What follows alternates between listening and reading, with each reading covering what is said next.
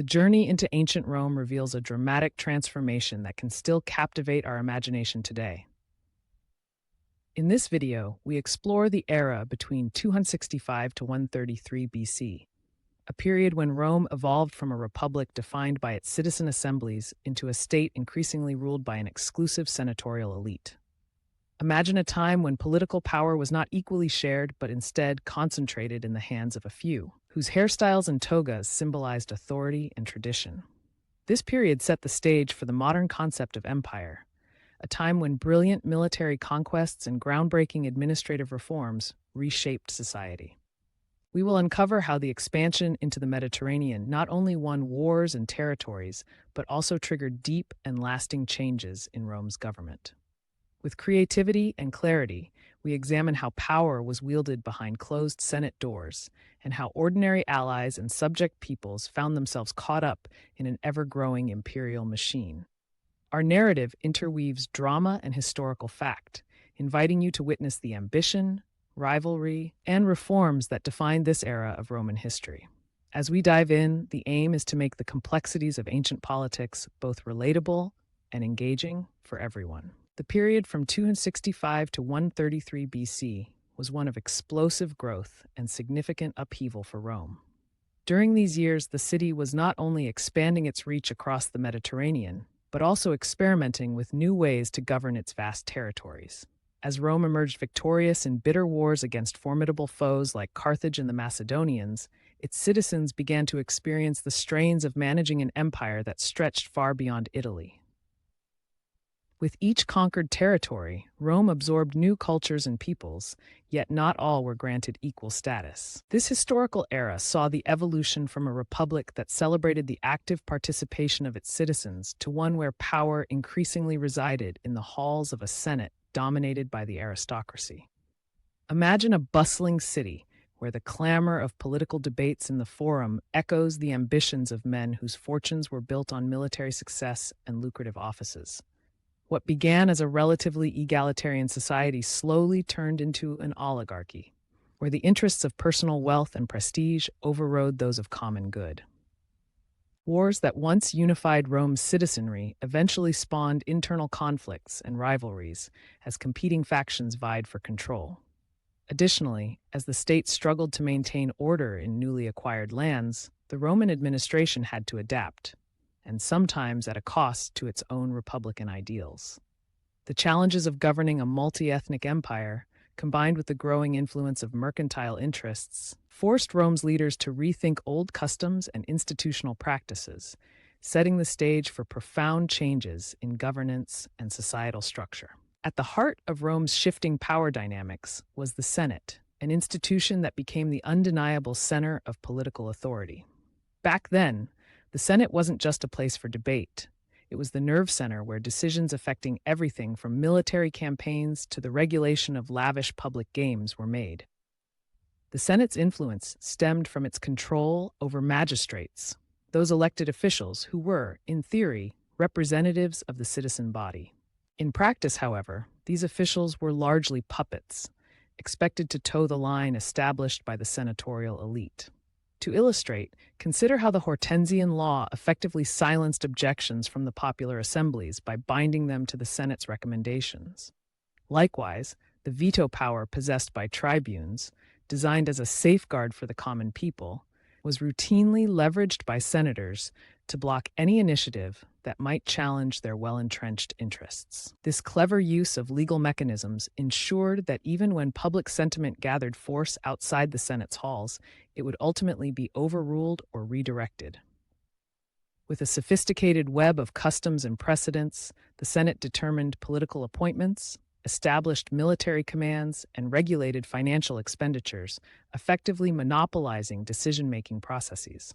Such centralization of power allowed the Senate not only to guide public policy, but also to maintain an image of unity and stability. Few voices in antiquity captured the spirit of constitutional debate as vividly as Polybius, the renowned Greek historian. In his analyses, Polybius championed the idea that Rome's political system was an elegant balance of monarchy, aristocracy, and democracy. According to him, the consuls embodied the royal element, the Senate the aristocratic, and the popular assemblies the democratic. Yet when we peel back the layers of historical reality, a different picture emerges, one of domination by the senatorial aristocracy. While Polybius admired the theoretical framework of the Roman constitution, his idealistic interpretation glossed over the practical realities. In daily governance, power did not shift evenly between branches. Rather, it was the Senate's influence that consistently overshadowed other institutions. For instance, even though tribunes were endowed with veto rights intended to counterbalance senatorial power, they were often co-opted by the very body meant to check them. Public office in Rome had transformed into a highly coveted commodity, reserved mostly for those with considerable wealth and influence. In an era when holding a political office was synonymous with prestige and the opportunity for personal enrichment, the pursuit of power became fiercely competitive. The expensive nature of election campaigns, coupled with the absence of any salary for many offices, ensured that only the well-to-do could afford to participate in the political arena. As office holders amassed wealth through lucrative commissions from commanding armies or governing conquered lands, their actions increasingly reflected self-interest rather than public service. Ambitious figures compared themselves to gladiators stepping into the arena, each maneuvering with skillful rhetoric and strategic alliances to secure their positions. The competitive nature of these contests sometimes led to overt acts of bribery and vote buying, practices that tarnished the ideal of republican virtue. In response to this growing corruption, a series of reforms were introduced over the centuries. The Lex Vilia Annalis, for example, established a strict hierarchy and age requirements for holding offices in an attempt to impose order on the chaotic scramble for power. Similarly, laws such as those proposed by Gabianus and later the Cassian Law sought to regulate electoral processes by introducing secret ballots and penalties for bribery. As Rome expanded its dominion, its treatment of the conquered peoples evolved into a complex social contract, one that often divided communities into groups with very different rights. For those who had been long-standing allies of Rome, particularly in Italy, a semblance of mutual respect continued. These federate allies retained certain privileges under treaties that recognized their historical bonds with the Republic. However, once new territories were conquered, the situation shifted dramatically. To effectively manage its sprawling empire, Rome developed a sophisticated administrative framework grounded in the provincial charter, an instrument known as Lex Provinciae. This legal document laid out the rights, obligations, and organizational structure for each province, ensuring that Roman rule could be adapted to different local circumstances. Under such charters, communities were neatly divided into categories based on their level of autonomy: the free and federate, the free and non-tributary, and those who were fully subject to tribute. At the helm of provincial administration stood the Roman governor, a figure endowed with sweeping powers and significant autonomy to manage his territory. Appointed from among Rome's seasoned politicians, the governor was responsible for maintaining order, defending the province's borders, and adjudicating disputes that might arise between local communities or between Romans and provincials. The governor's authority was not limited to mere political oversight. He also commanded the military forces stationed in the province.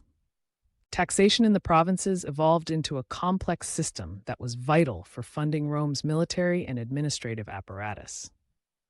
Initially designed to cover the costs of occupation and defense, taxes soon took on the character of a fiscal rental fee, bolstering the state's coffers. A unique feature of Roman tax collection was its reliance on publicani, the private tax collectors who bid for the right to collect taxes over a fixed term. While this system allowed for efficient revenue collection, it also opened the door to widespread abuses, as these entrepreneurs often resorted to extortion and bribery. The resulting injustices sparked considerable public discontent among provincials, prompting Rome to introduce legal measures aimed at curbing corruption. Notably, the establishment of the Quaestio Rerum Repetundorum, a special court dedicated to trying cases of provincial extortion, was an attempt to hold governors and their staff accountable. The decades spanning 265 to 133 BC encapsulate a critical turning point in the saga of ancient Rome. By gradually shifting power toward a senatorial elite and refining the methods of provincial governance, Rome laid the groundwork for a new imperial future, built on a mix of military might, bureaucratic innovation, and political ambition.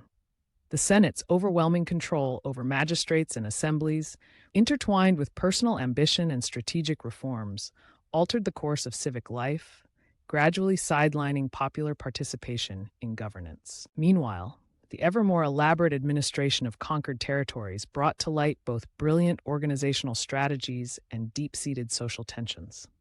These developments remind us that even amidst grandeur and conquest, the core challenges of power, fairness, and representation persist, inspiring lessons that transcend time. The legacy of this era continues to influence political thought, from the balance of power in modern democracies to the perennial struggle against corruption.